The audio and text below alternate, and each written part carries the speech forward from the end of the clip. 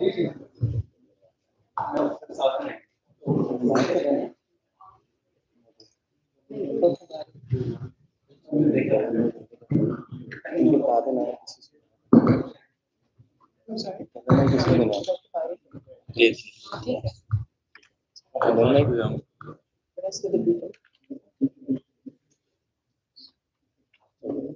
mic, Dr. Bari.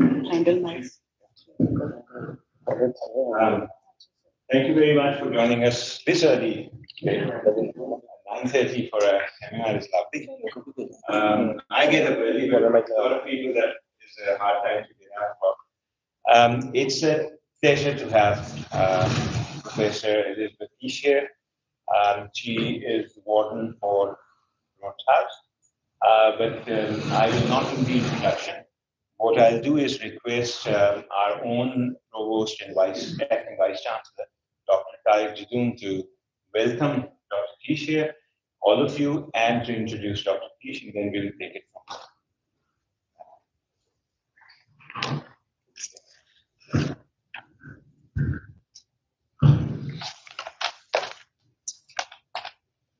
there.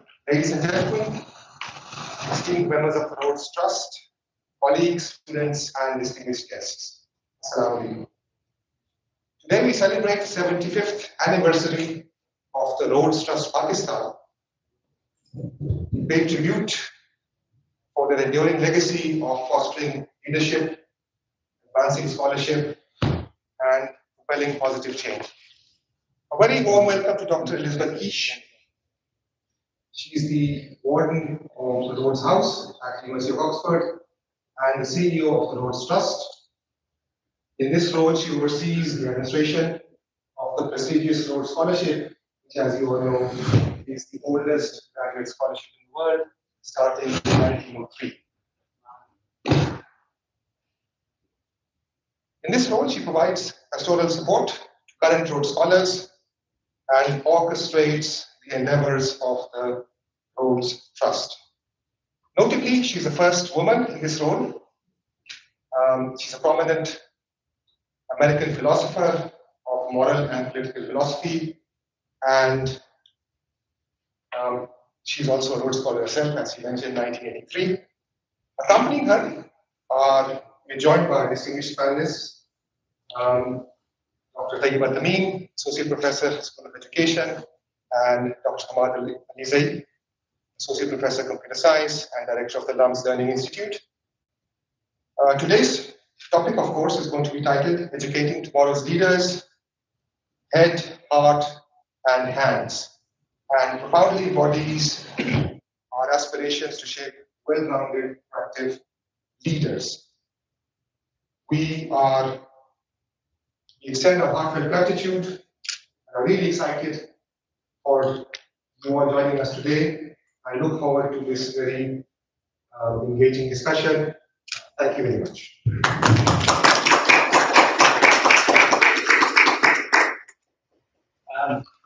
Just before Dr. Ish speaks, let me also say that Dr. Ish spent about 12 years as president of Agnes Scott College. And there she was also responsible for creating a curriculum, Summit curriculum, which has a lot of these elements of leadership.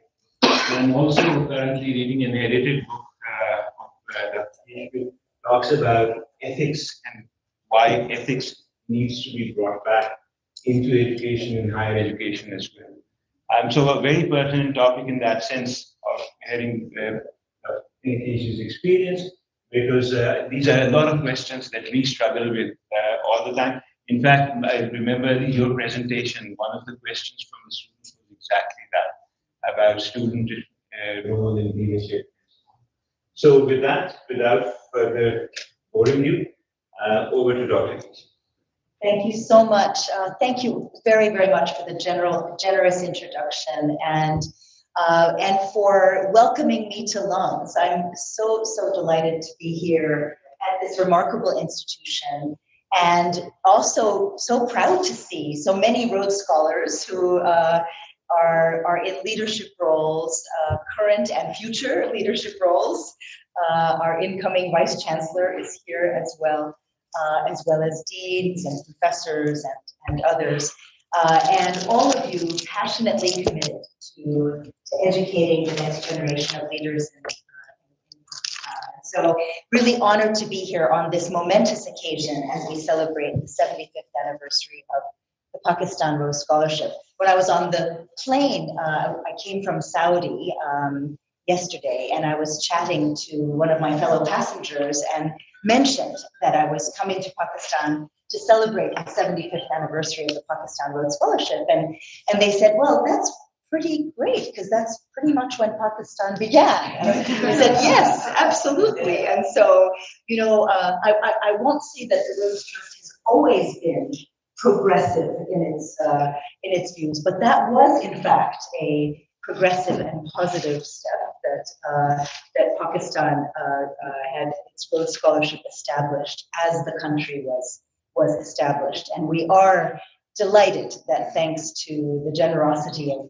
a number of people, including some in this room, Mr. Mokashki, I want to acknowledge and thank here.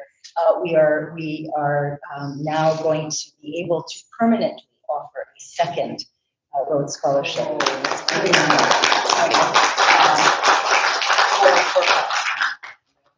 So I did want to just share, I'm not going to speak for very long because I'm really excited about being in dialogue with my fellow panelists and also with all of you, but I did want to just share a few reflections on this theme of educating tomorrow's leaders.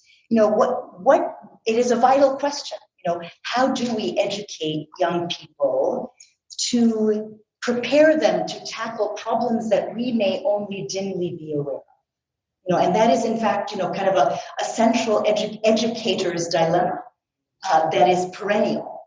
That, you know, we are teaching students in a present world with our own frameworks, our own perspectives, and yet we know that our students will go on to be leaders and, you know, to be citizens and to be shaping a world that perhaps has problems that we aren't even conscious of in the present day. And I think in a way that's been that question of how do you educate leaders was on Cecil John Rhodes's mind when he established the Rhodes Scholarship, really a visionary step for a man who was quite a young man at the time. He is a controversial figure, I will acknowledge that, and we debate his legacy, and rightly so. But I honor him for having come up with this idea of an international scholarship, one that we are now committed to making truly international and truly global. But his, you know, what is very enduring, I think, in the Rhodes Scholarship is the notion of what we're looking for and then how we nurture that leadership talent. So from the beginning, which was very unusual at the time, the idea was not only to look for academic excellence, but also to look for, some of the phrases are very interesting. It's sympathy and kindness for others. So looking for character, looking for evidence of character for people who really focus on others, who are not only ambitious for themselves, but really concerned about others. And also instincts to lead and a willingness to embrace public responsibilities. And so that I think is kind of our secret sauce in the Rhodes Scholarship that and of course it's also quite difficult, you know, how you assess candidates for those qualities. But that was it's already in the selection, there's a sense of here are the kinds of people that we want to bring together. We want to connect them with each other. And then we also want to expose them to an educational experience at Oxford. And some of the things that make Oxford distinct, one of them is that it has a collegiate system, so that all students, regardless of what they're studying, engage with students from many other disciplines. And so that kind of cross-disciplinary thinking that you get from breaking bread, you know, every day from people who may be from a very different country and also from or studying very different things.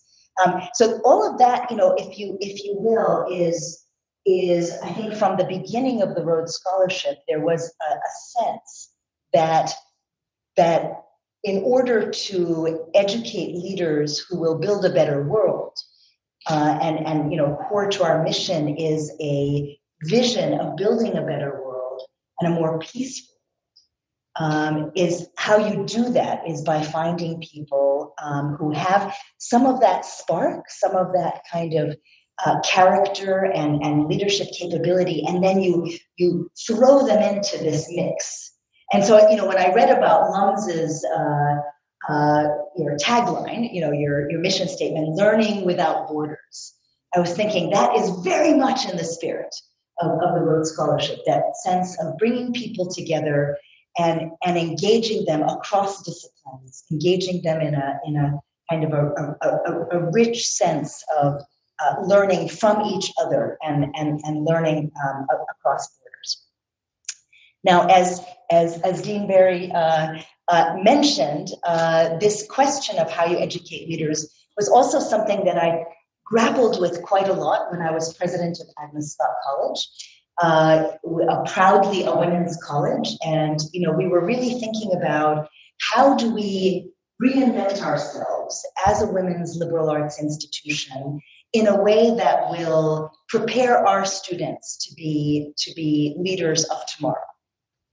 And we debated this, quite heavily, and we ultimately decided. And of course, this was I don't know what your governance process is for the curriculum here at LUMS, but at Agnes Scott, the faculty had to approve all curricular changes. Is it the same here at LUMS? And so, when you're an administrator in that sort of system, you lead through persuasion. You lead through, engagement, mobilization, and persuasion.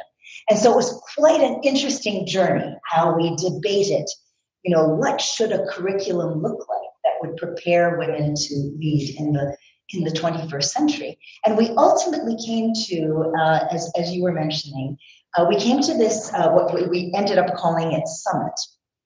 And what we did was we created a core curriculum for all students. So regardless whether they were going to be computer scientists or English majors or classics majors or pre-medicine, all of them had this shared curriculum, which was around global learning and leadership development.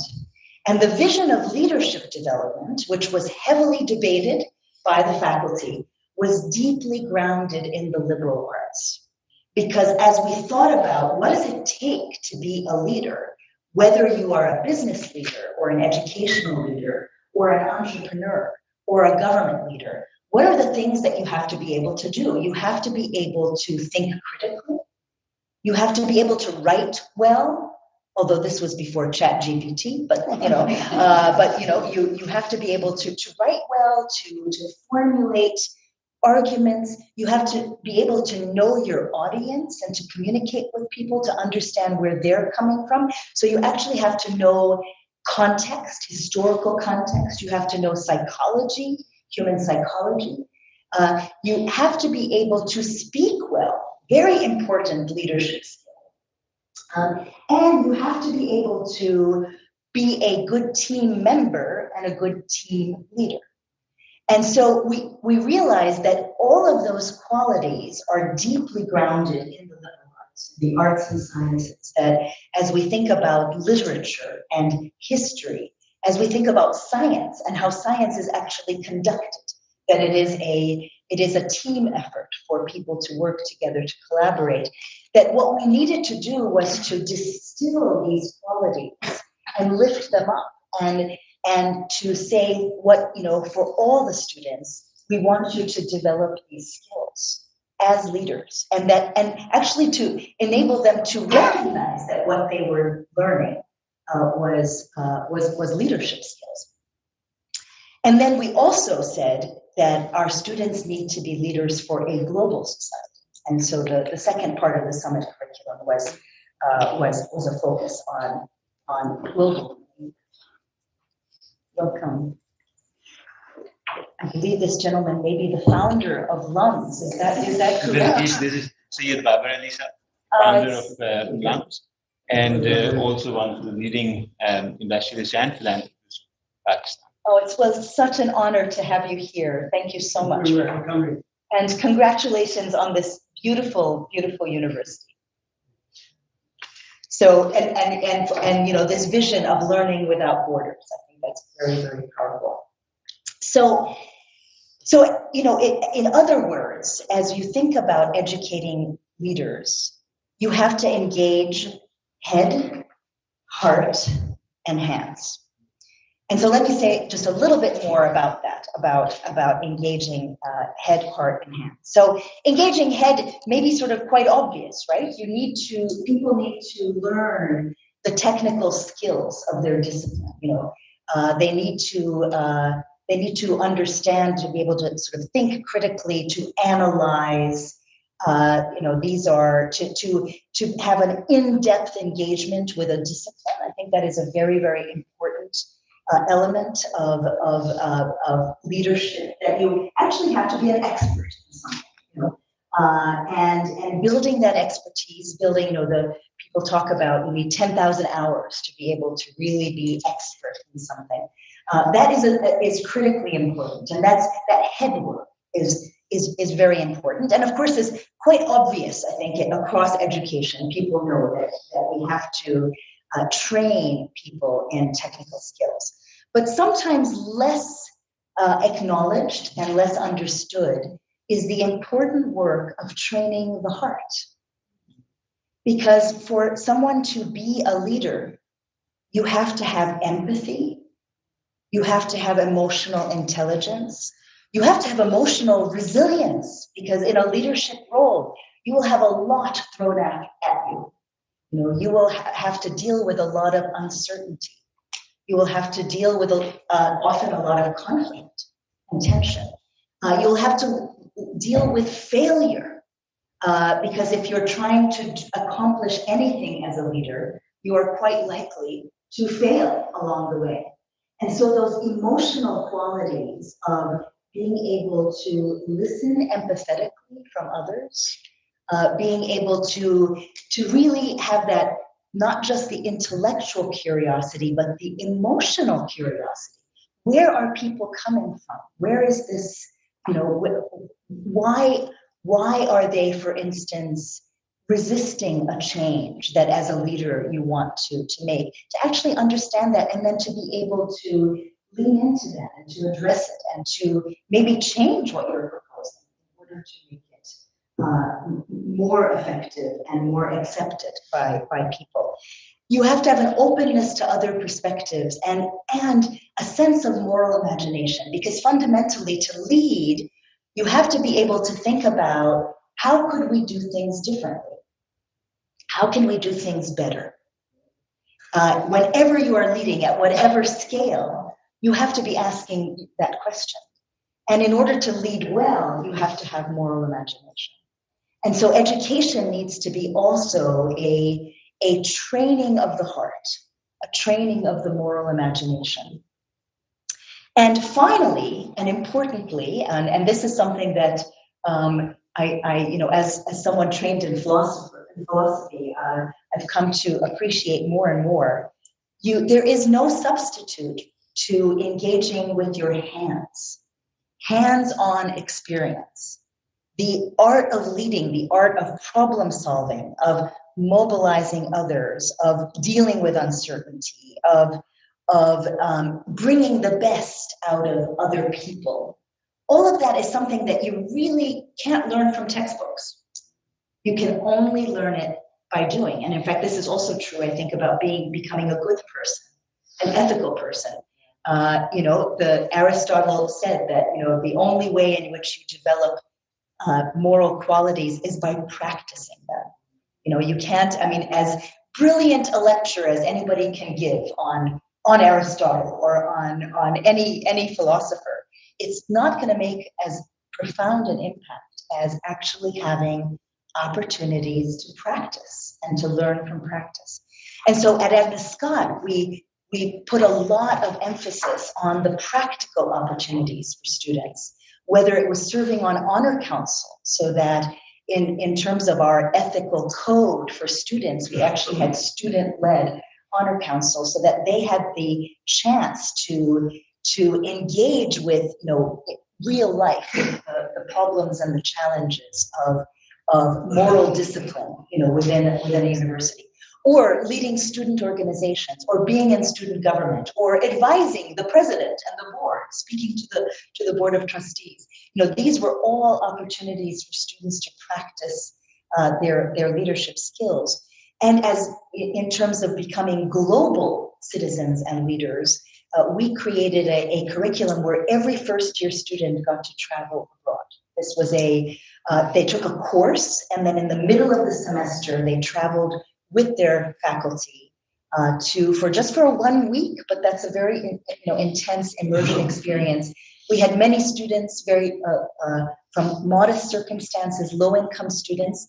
So this was a big effort from the university to say we will fund this for students, but we realized there is no substitute in terms of cross-cultural engagement to actually being there, to navigating a different culture. And that's also something that's so powerful about the Rhodes Scholarship experience, is having that experience of being in community with people from different parts of the world. We are at the moment wrestling, and this is quite painful and difficult within the Rhodes Scholar community, because we have Rhodes Scholars from Israel and from Palestine.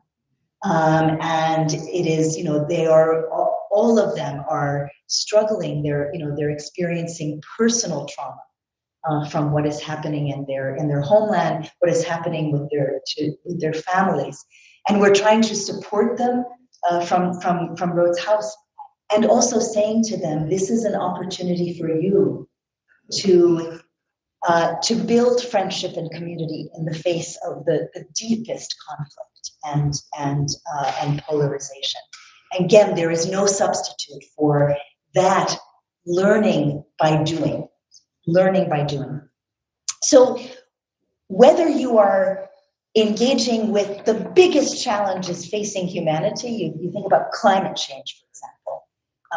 Leadership in engaging climate change will take heads, hands, and hearts. It takes people who can work across disciplines, who have the technical skills, but also that emotional intelligence and that practical ability to forge coalitions and to tackle big problems, but also at a micro level. If you are at a school and you're trying to make the school better, you're at a business enterprise and you're trying to make that business more effective, more successful. You're an entrepreneur and you've come up with a way to solve a problem or to offer a service to your society. You are going to have to draw on your head, your heart, and your hands. And so as educators, it is our challenge and our opportunity, and I see that you are doing this at once, but it is an ongoing challenge and opportunity to think, how do we engage head, heart, and hands, and prepare our students not only to be successful graduates, not only to land their first job, although those are important things that we care about, but also to be prepared to tackle problems that we may only dimly be aware of. And for that, they need that broad education. They need an understanding of history, of psychology, and they need the experience of being in community of people very different from themselves, so that they build that muscle, that emotional intelligence to forge communities and solve problems and build a better world. Thank you very much.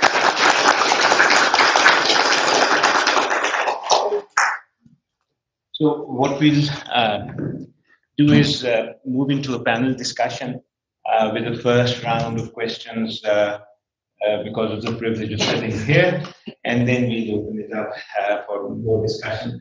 There are a number of questions that come to mind, but just before we go back, so what the heart, head, hands, and how you look at students at LUMS and whether the students are in some ways prepared for that when they come in, and are we able to do a good job with them by the time they leave? What do you think? Where do we stand in this context? So thank you so much for the excellent speech. Can you hear me? I think it's not working. So I think I totally agree, and I think students actually we are moving towards it. We're not quite there because and what we are actually I need to work on more is so this emotional quotient is a quotient which we really don't think about much. So unless and until there is this passion, nothing happens without passion for social justice, for equity, for inclusion, for thinking about education as a freedom, to think about things as how this potential can be built, how students think about not themselves and the job they will land after LUMS, but also about others. So there we are really working on it. We are doing a lot on it, and our faculty is very committed to bring it. This is something I think basically we miss out on teacher education also. It's all about doing something to them. It's not about thinking about their well-being and what they are thinking and connecting with them. So this is how I feel about it. And Hamad, Dr. Kish mentioned AI, but not just AI, but also EdTech. The kind of I'm old-fashioned. I still think that a teacher-student relation, very much in the world, has to be in person also. But there is tremendous potential that those two, EdTech and AI, also bring to bear on what we want to do with each students and with each other in terms of building. So, what's the role do you think that those technologies can play? Thank you, Professor. First of all, I just wanted to say that every scholarship is important, that we need to celebrate these scholarships. For example, Rhodes, for example, LUMS NOP program. We tend to give these scholarships, but if we try to study their impact, I think it changes families, it changes villages, it changes cities. So we should celebrate these scholarships. Coming back to, before answering your question, I'll just go back to say, talk about educating leaders. And I was just thinking that can we really educate leaders, because leaders need to educate themselves. And holistically speaking, it's always difficult to find the right mix of qualities in leaders. And this statement of head, heart, and hand, that captures it really well.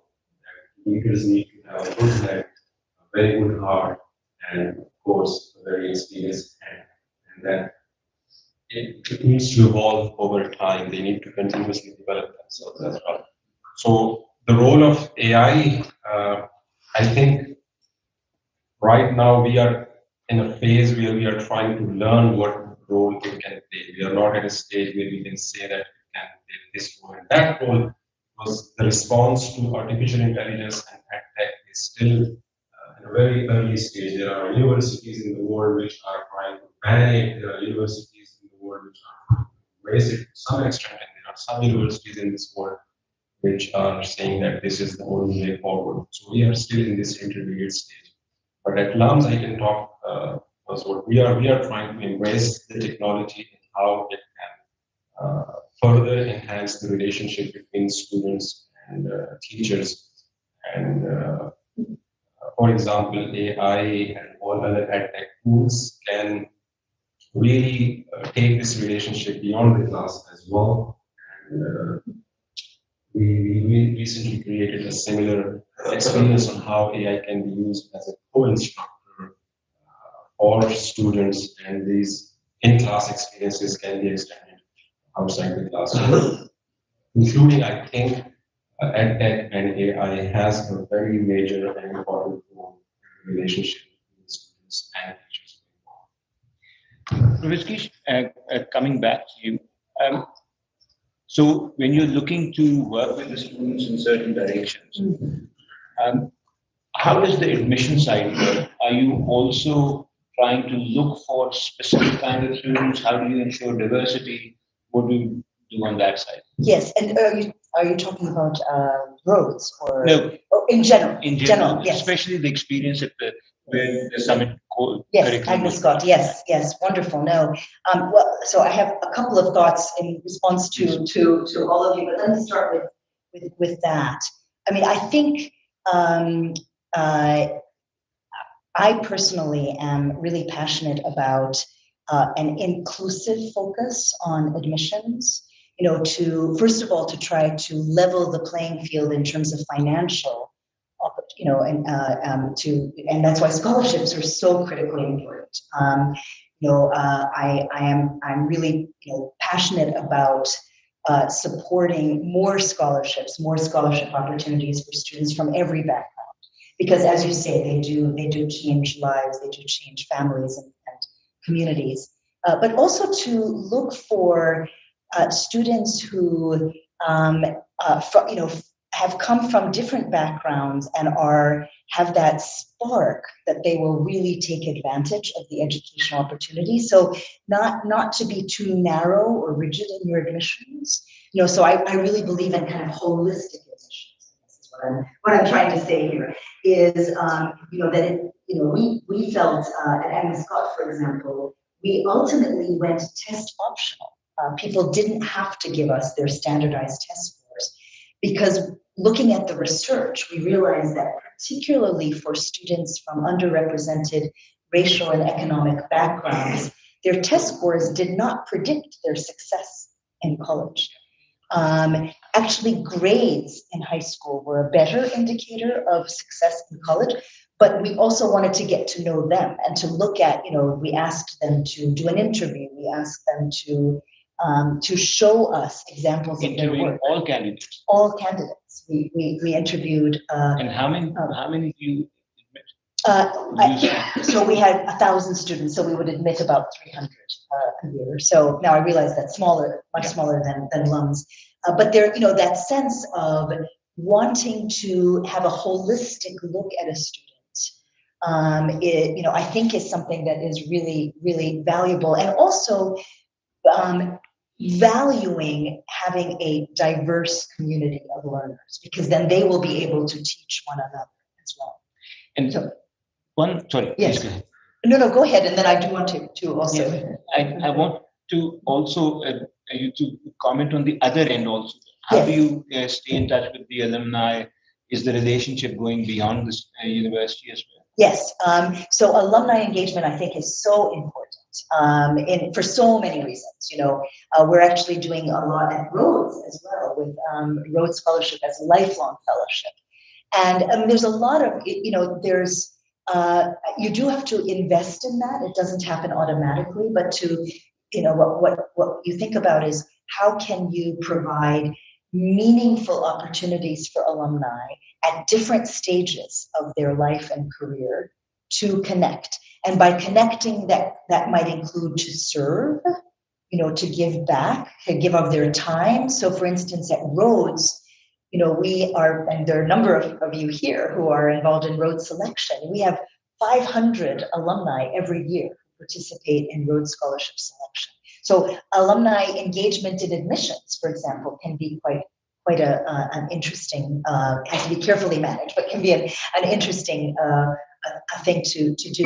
But also further learning opportunities for the institution to provide further learning opportunities, and also to engage, of course, philanthropically alumni as well. So we also found that at Agnes Scott, for example, and a little bit at Rhodes, we can do more at Rhodes with it, is that you can create a sense of class spirit, so for people to come back for reunions who are all from the same graduating class, and a lot of American universities are kind of genius at this, and have this incredible kind of like class competition.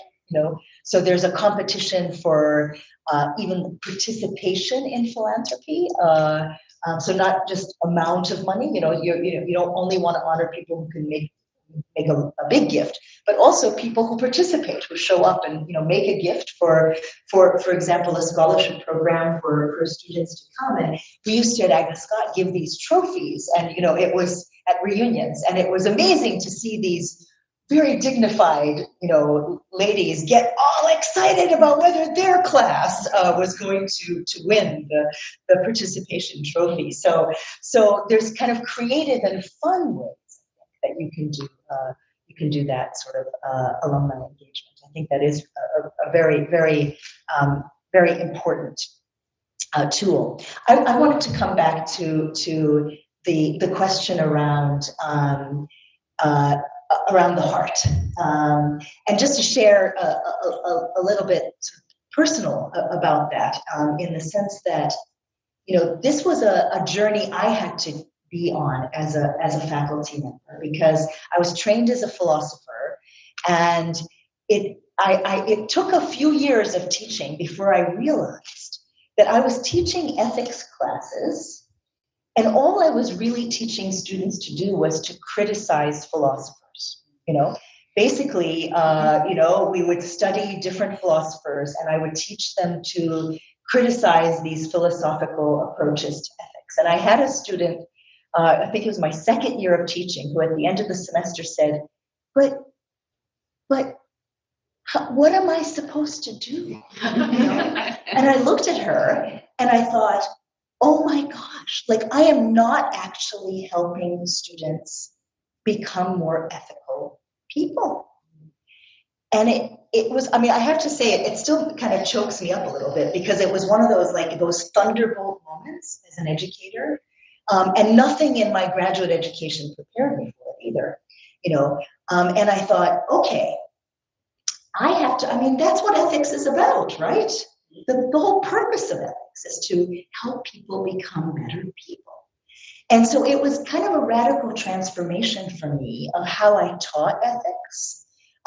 We did a lot more kind of practical engagement. I sent students into the community to do service learning. But the hardest thing for me at the start was it also required me to be vulnerable myself about, here's how I'm trying to be good, and here's how I've struggled, And as a leader, I have also tried to do that, to be kind of open and vulnerable about, these are our values as an institution, but this is really hard to do, or this is where there are moral trade-offs, and to actually be kind of quite open. And I think, what I've learned over time is that is more powerful for students. They respect that. They respect that authenticity.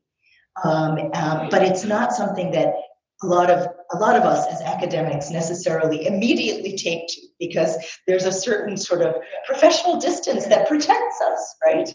And so I subsequently had, I'll just finish with this one anecdote, because that led me to eventually become director of an ethics center, and we were doing a lot of work around practical ethics. But I found that I actually was swimming against the current. I once ran a session with about, I don't know, there were 200 people, all involved in teaching ethics. And the topic was, should ethics professors try to be role models? And I was like, it's an obvious question, obvious answer, right? Yes. And people got so angry. It was such a funny experience. They were like, no, that's terrible. You are, this is a violation of my professional ethics and my, and then I will be judged, and then the administration will come after me. I was like, as a person, tenure review should be focused on. So it was really interesting how much resistance there was. And yet I truly believe that if we're not willing to be vulnerable about our own journey of the heart, we won't inspire our students. Just to add on to this, would that apply to physics, math, science teaching? Yes, I actually think it does. So when I was at Duke for 10 years, and I ran an ethics center, and we were doing research actually on cheating. We were part of a national study on anonymous studies of students. students on cheating. And we discovered, I was very proud of Duke University and its president, Ann Cohen, for her willingness to go public with the results of that study at Duke. And one of the kind of troubling results was that there was a lot of data fabrication by science students, very high rates of data fabrication. And so, I then took it upon myself and our center to work with science faculty on how, what implications are there for how to address this. And some of it is pedagogical design, like if students don't see the point of these lab experiments, or if you're punishing them if they report unsuccessful data, right? So some of it was actually pedagogical redesign, but some of it, and this goes to your point, some of it was encouraging science faculty to talk about why truth matters to them, and actually to share their moral passion for science as a moral enterprise. And one of our most incredible ambassadors for ethics was a chemistry professor, and he would say to me, I don't care about Aristotle and Plato, but I really care about truth.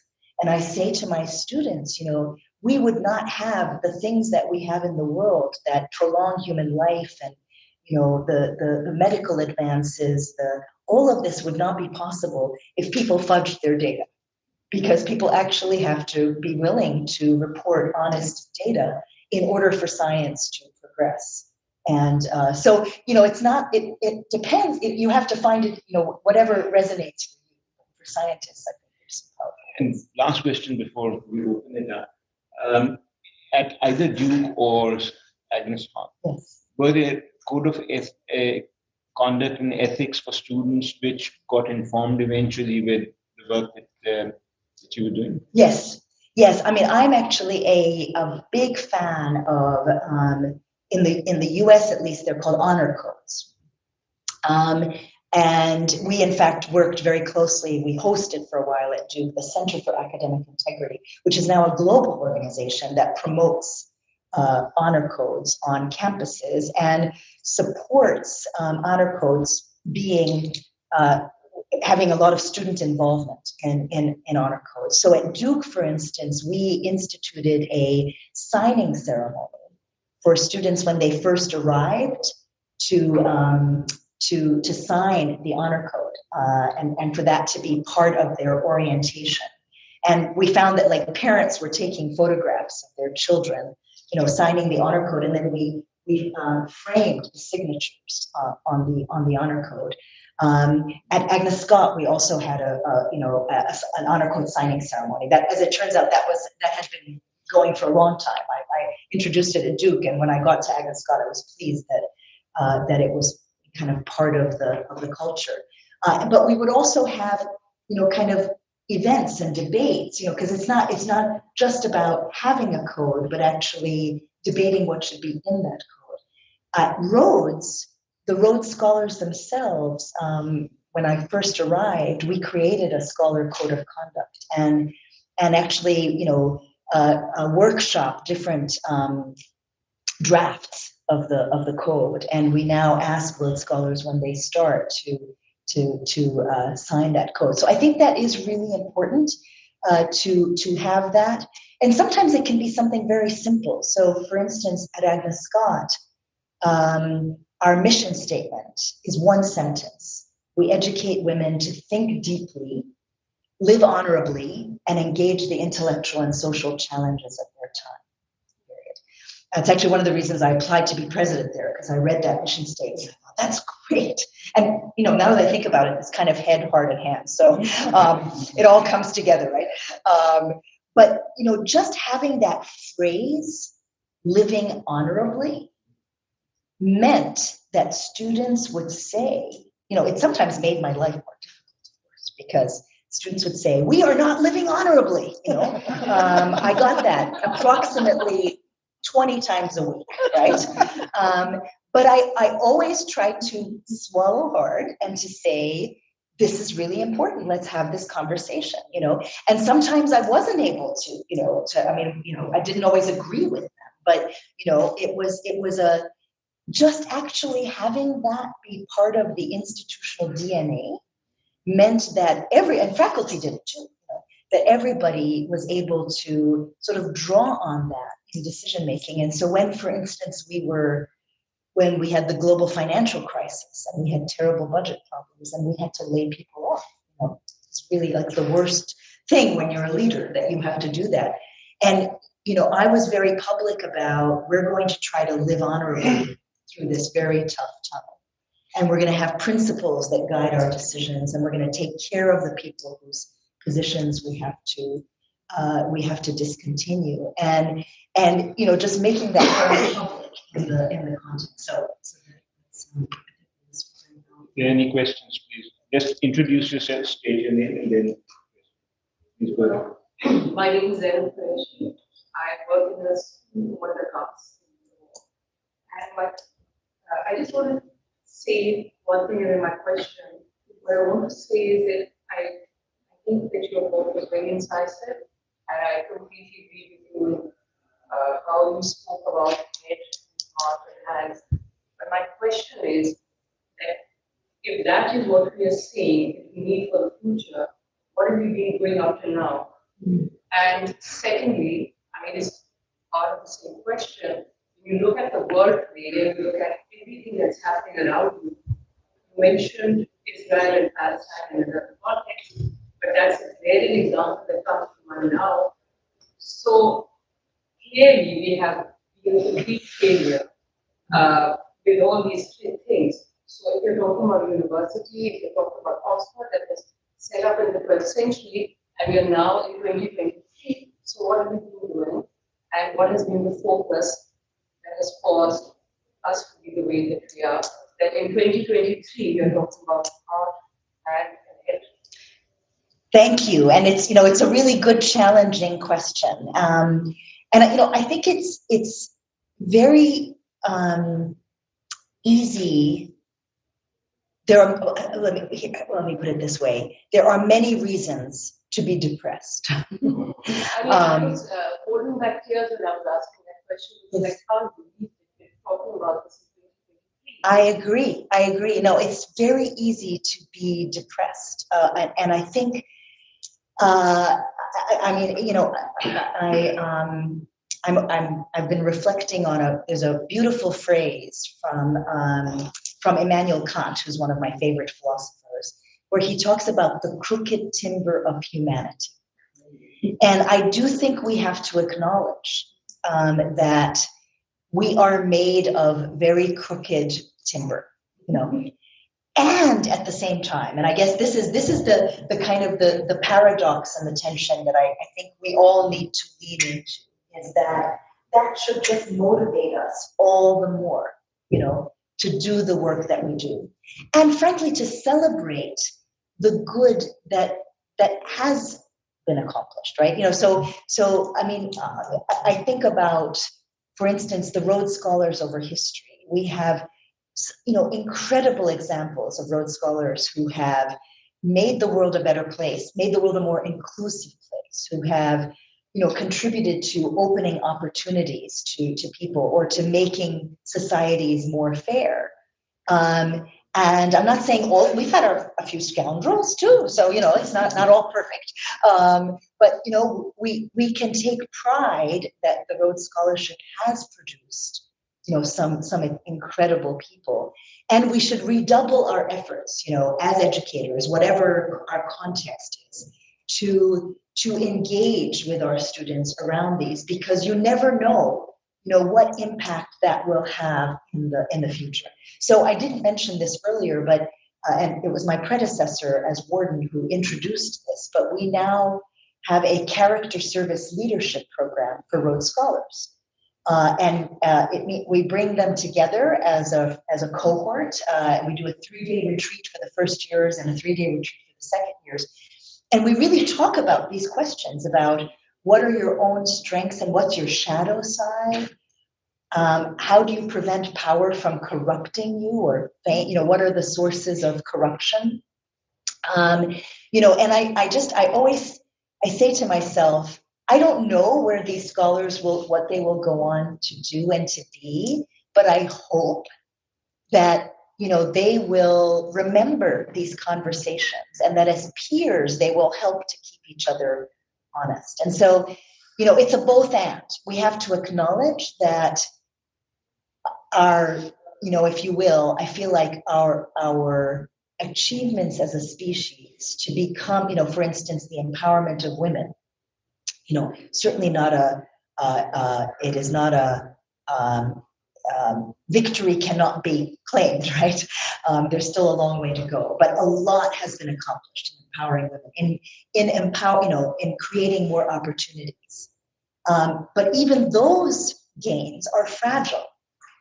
And so I feel like it just needs to, we continually need to redouble our efforts, knowing that, you know, they will make a difference. But for our efforts, they will make a difference. Basically, in our context, one of the phrases from Kant also that resonates with me a lot is his insistence on the use of your own reason. Yes. To have the courage to use your own reason. Yes. Because here, a lot of our students come from schooling systems that don't really encourage too much independence and critical thinking and thinking on their own. And so Kant's, that phrase also resonates a lot with, at least with me and a number of educators. I'll come to you in just a moment. Jayali, if you want. Just a couple of points, but first I want to thank you for mentioning Kant. Because Faisal, you see, started a love affair with Kant when he was a Rhodes Scholar, which hasn't ended. So I think that this is a very rich discussion, and I thought that there was a subtle point that needs to be clarified. And I think it's something Hamid said. Hamid talked about educating leaders. From your talk, what I got is that it's more about building leadership. And I think there's a distinction. Because leaders in a very unequal world can actually perpetuate inequality. And they can kill leadership in others. And I think the task of universities has to be to build leadership in everyone. Because there's a leadership capability that you want to bring out. But I think a challenging thing, and I think it goes back to Zainab's point, is we really have to pay attention. I was wondering what the panel thought about that, about discourse. There's a wonderful Oxford political theorist called Teresa Bejan, who talks about sort of incivility and disagreement. And really, we can't really make progress in a world which is fractured, which is tremendously polarized, till we can build the roots of civil discourse. And my concern is, have we been paying attention? We pay attention to logic. In the Islamic school of thought, there were three big things: logic, rhetoric, right? The big pieces of foundation, and rhetoric. And we've been paying attention to that in education. But what about how do you resolve disagreement in a civil way? And also, how do you take conversation to community from within universities? Because I think the charge against us, we are people living in ivory towers, has become a very serious charge in the 21st century. Because we are no longer embedded in the communities that our leaders are meant to serve. So I think those are big challenges, and it would be great to hear your thoughts. Wow, those are great challenges. So first of all, I love the way you reframed it as building leadership, and I believe passionately in that. You know, there is often a sense that, well, people are either leaders or not, and I absolutely disagree with that. I think that we need to we need to nurture leadership qualities and skills and confidence, you know, in all of our students. And also to lift up a vision of leadership where leadership is empowering others to be leaders as well. I think that is really critical for the 21st century. I also agree with you on the challenge of how do we train people in the art of disagreement. And it is so tough. I mean, I don't have great answers on this. I've done work in the field. You know, I've run workshops and developed curricula, but I'm very much a learner in this area because you know, there's a tension, there's a constitutive tension because we do want people to believe deeply, you know, to have deep beliefs, to stand up to injustice, you know. But the shadow side of that is that they demonize others and they dehumanize others. And, you know, we are seeing the fruits of that in horrifying ways in Israel and Palestine, I would say on both sides. There's been dehumanization of the other. And so how do we, in a way that honors the value of deep conviction and the value of engaging with those with whom we disagree, having that open heart and open mind, and finding common ground. And you mentioned rhetoric, and one of the kind of core, as I understand it, one of the really interesting aspects of ancient rhetoric was this notion of being able to identify common ground, you know, across realms of disagreement. And so I think finding ways to you know, in a practical sense, enable our students to find common ground is so critical. We did, for just a quick story, we did last year. There was a lot of debate amongst the Rhodes Scholar community about trips, Rhodes trips. And I won't go into all the details, but actually Israel-Palestine was involved in this context. And what we ended up doing was asking for scholars to step up and create a working group to draft a policy on Rhodes trips. And what are the values that should guide Rhodes trips? And the working group included members of Rhodes for Palestine, and it included Israeli scholars. And the secret ingredient was lunch. We fed them free lunch, you know, very important. There's a lot to be said for food as a tool for achieving great things. And so basically it was, you know, 3 free lunches, and we workshopped and argued and debated and came up with a policy on Rhodes trips with core values that all of these scholars, you know, agreed on. And then we actually managed to get our board of trustees to approve it too. It was very funny when my chair of audit and risk read this beautifully crafted document with all these like value statements and said, this seems like a lot. I mean, don't we just need like risk management for, you know, I said, trust me, it was really important to have all of this in there. So it's a tiny example, it's a micro example, but you know, it is something that I would love to be a part of a learning collaborative on how we develop more curriculum. Ahmad, would you like to respond to any of those points? I totally agree with that. I'm sorry, quite unawares. If you would allow me, I have a question for Dr. Kish. Question उनका पहले है बिल्कुल सही है ठीक है जी आप पहले करें. Thank you. I'm Guliander, and I'm also associated with Akas, like my colleague at the back who asked the first question. Yes. It's probably not going to be a very popular thing to say, given where I'm standing right now. But from where we're standing, it's the universities that are at fault. We cannot educate our children properly because you guys are grade driven, not us. Okay? If you're going to trash an application that doesn't meet a minimum criterion of 8 A's, 10 A's, 12 A's, kids are killing themselves, 15 A stars for O-level, okay? When a kid is doing that, and your conditional offers and your offers, okay, because we placed children in both very, very prestigious universities, they don't have time for all this, okay? In our school, what we have done and what I have now just said to everybody, They're in our hands from 0 to 8. We will put into them the best that we can, because after that, they're going to go into this run into the O level and the A level, and then LUMS will take them, and Oxford will take them.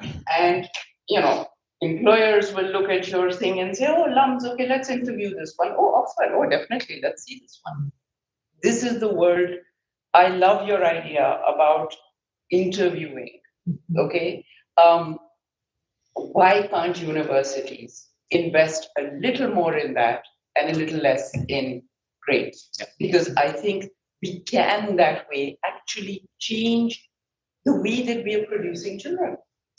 And we can have no change of any sort unless it is done from that ground up. By the time they get to you guys, you're quite right. I mean, when you've got the kids, they're not questioning, they're not whatever. They've been getting that A. So wherever they had time to do all that. So, I mean, there's been an on and off lot of debate at LUMS also about admission criteria, and I know Barbara Risab has also said about interviews, and we've talked about it a lot. But I was just wondering if maybe we can take both questions. Well, slightly just a response to your question also. I think the missing ingredient over there when we go to schools are the parents. So no matter what you do in schools, if the parent, until and unless your parent is also buys in this ideal of actually educating a human being who can live with other human beings, it's not going to help. So I think this is one. And coming back to you, Dr. Kesh, I was just wondering, I read through all this inclusivity that Rhodes brings in, and I was thinking that the trajectories of women in South Asia are very different. And if you put an age limit to it, I know there are some certain limitations, then it might be very difficult. When you were all talking about, this Rhodes group talking to each other, I was just thinking, well, did I fail? And then I said, I'm also from Cambridge, from Murray Edwards. I said, no, because there I got a chance to continue my education, and I just did not have this opportunity. It was foreclosed because of my age. Yes. Oh, great questions, both, and challenging questions, both. Let me actually start with your question about age. We debate this all the time within the Rhodes Scholarship, and we did recently change the age criteria in the sense that we raised it for students who are no more than 2 years past undergraduate, so you can be up to 27 if you're no more than 2 years past undergrad. So, and that was very much an inclusivity, driven by an inclusivity, commitment. What I was navigating, because I sort of stepped into this, I have to admit, in my first year or second year as warden, where I said to the board, why don't we raise the age limit? And all hellfire rained down on me. So there's a lot of strong views about this, about people being at a sort of similar stage of life, or that the scholarship was intended for young people, etc. So this was an incremental change, but hopefully moved us in a good direction. And I would love for us personally, I would love for us to raise it some more. So I really appreciate what you're saying. And then to high stakes testing and grades, and it requires systems change. I think the difficulty is that it's very hard for institutions to be single movers on that, although still worth trying to change, trying to modify, even if it's at the margins, but it is very hard. I mean, I at Agnes Scott, so in the United States, U.S. News and World Report, that was the big thing, and it was totally privilege in, privilege out, right? It was the wealthiest universities, the ones who could basically deny the most applicants, and had the highest test scores. They were the ones who were the top universities, and we would joke amongst the liberal arts colleges, that there was the nifty 50 and the straining remaining, and Agnes Scott was part of the straining remaining, and we, so, and yet, we couldn't just kind of ignore it. We couldn't ignore the rankings. We couldn't, you can't ignore these because they're broader systems. But it's worth pushing. It is worth pushing. It's worth trying to modify practices. And it's worth also actually challenging the rankings themselves. So for instance, in the case of Agnes Scott, first of all, we didn't make this happen, but US News was under so much pressure that it started adding these like new rankings. And so one of them is, most innovative school. I'm very proud that Agnes Scott is now 5 years in a row the #1 most innovative national liberal arts college in America. So that's a ranking I'm very proud of, because that's actually a ranking by presidents and provosts of who's doing the most creative and innovative work. And so Agnes Scott is still stuck at like 75 or 80 in the US News core rankings, right? But actually we're recognized for, and also they created this like high impact teaching practices. But then the other thing is other rankings have emerged. So there's now a ranking on social mobility. And I think that's really interesting. So it's a lever to change institutions, to change incentive structures. And again, I'm just going to brag. Agnes Scott is #2 for social mobility. But that's a ranking I can really get behind. And what they were measuring was low-income students who graduate on time. And is the graduation rate of your low-income students, how does it compare to the graduation rate of your middle class and upper class students? And so those are all, I think, it's important to look at what are the ways in which we can push towards systems change. But it's a long. I think we'll take the last question, and please go ahead. I'm from Rhodes Trust. I'm from School of Education. I just want to address some part of what her question was. I'm from low income background, and also I didn't do Cambridge and all of this, and the standardized test score was low, but I was admitted and I was given merit scholarship, and people ask me, so what was your score and how did you get in? And I tell them that there is a different criteria which I don't know about it, but I guess that it might be because of empathy and kindness and all of that. And my friends are from the same school and they are also given merit scholarship. So my question for you is that you talked about being a good team member. We have a lot of collaborative work and group projects. What is your concept of being a good team member? Because people often think that you have to accept whatever we say and don't disagree. So how do I, like if I have strong principles, and how do I communicate those ethics to them? Like even if I praise them in a polite way, which seems polite to me, but then they are like, oh, this is organized. So, but then I take it to because I feel like maybe I cannot deal with it, so then I take it to the faculty, or because we have a lot of support. Even our dean has weekly advising sessions, and we can go to our advisors and TAs. Some of them are here, so there is a lot of support from them. But if I take it to them, then I'm labeled as, oh, she can't keep the secrets. Let me just say, question is from School of Education. We have a lot more freedom to design the admission processes for the master's level, and I think that's true for all the schools here. The undergrad is much more straitjacketed in that grade admission. That's what we're facing ours. Yeah. Yes. Yes. There's a lot more freedom at the master's level, and we're able to do the interviews. But now to my question. No, that's very well. First of all, congratulations to you and your fellow merit scholarship winners, and that's so wonderful. And I can tell you are a force of nature. So keep going, keep going. I think that's fantastic. So I mean, to your question about collaboration and being a good team member, I think a good team member is somebody who raises their voice and says, here's so first of all, I think a good team member is somebody who pulls their weight.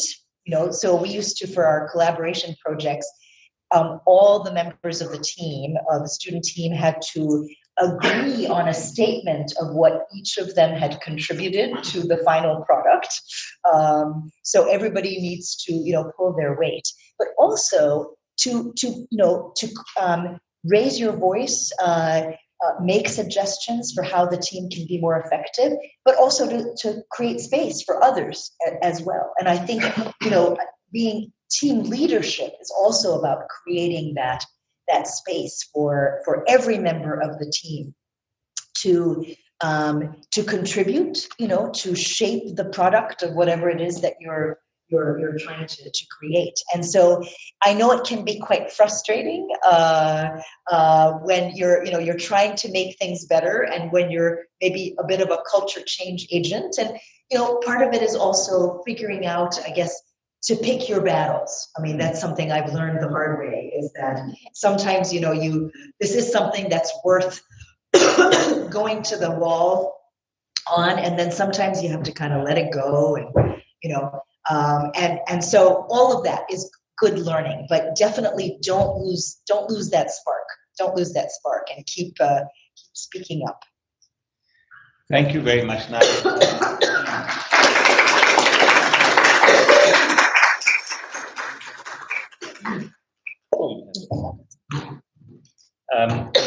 Excuse me. Pleasure to thank everyone for being here, and especially the panelists, but in particular, Dr. Kish. Thank you so very much for coming and for having this interaction. And I think there is tea outside, so we can carry the conversation. Thank you. And it Thank is you free, so right? much.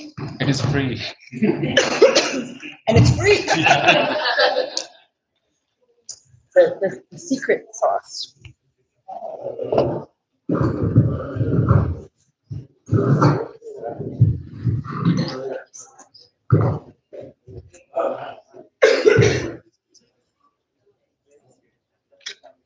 Thank you so much. That was Yeah, it's really. I really enjoyed it. Thank you also for your comments. I enjoyed both your comments. So go for it. I wanted to Yes, about failure. building resilience. And I think, so I think classrooms are really the space where students can fail forward. Yes, And I think that's very, very hard to do. very hard. And so I was teaching an evaluation, and one of my students said, well, if our results show that there is no impact, then we failed. I said, well, that is not true. That's pervasive, right? So that's making it pervasive. Yes, and it leads to kind of short term as well. And back to the question that from your same college. I think there is danger that the students who most successfully navigate this, jumping through every hoop and succeeding on every exam, end up then, not being able to navigate the world where don't get lots of positive feedback, and you're going to fail if you don't do anything meaningful. So, yeah, I mean, it's I mean, I think, for instance, in teaching science, we have to celebrate. Okay, experiment failed. What have I learned? We actually, at the Rhodes Miller reunion, we recently had a 120th anniversary celebration, and we organized a fail fair where people could come and share their most significant failures and what they learned from those failures. And I just thought that was such a wonderful, example. And I think that's another place where, as teachers, as leaders, for us to be willing to be vulnerable about, so I've told the story, thousands of times probably now, of the summit curriculum and what a total failure it is to begin with. It was definitely a fail forward situation where my first attempt at creating this failed spectacularly, I mean, spectacularly. And I thought, oh my goodness. But then I sort of picked myself up, and it actually became much better as a result of having been through the fire. So Really, it's a celebration of learning that. yes. So creating spaces, even in a wider system. I mean, we can't always change the whole system. That's not a reason to create spaces where learning is celebrated, where failure is seen as a normal part of life, and actually, and I mean, I think it's also quite powerful to bring speakers in who are successful leaders, entrepreneurs and business leaders and others, who can share their failure stories with us. Yes. I find that even now, like talking to Rhodes scholars, I have to remind myself, because sometimes it's, like, oh, I don't want to talk about myself, right?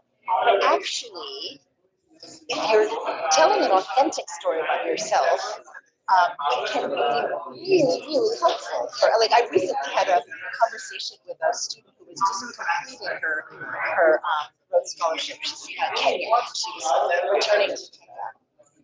And I shared the story of how when I interviewed for the presidency of Agnes Scott, in the interview, I said, what are you most they said, raise a lot of money. They said, and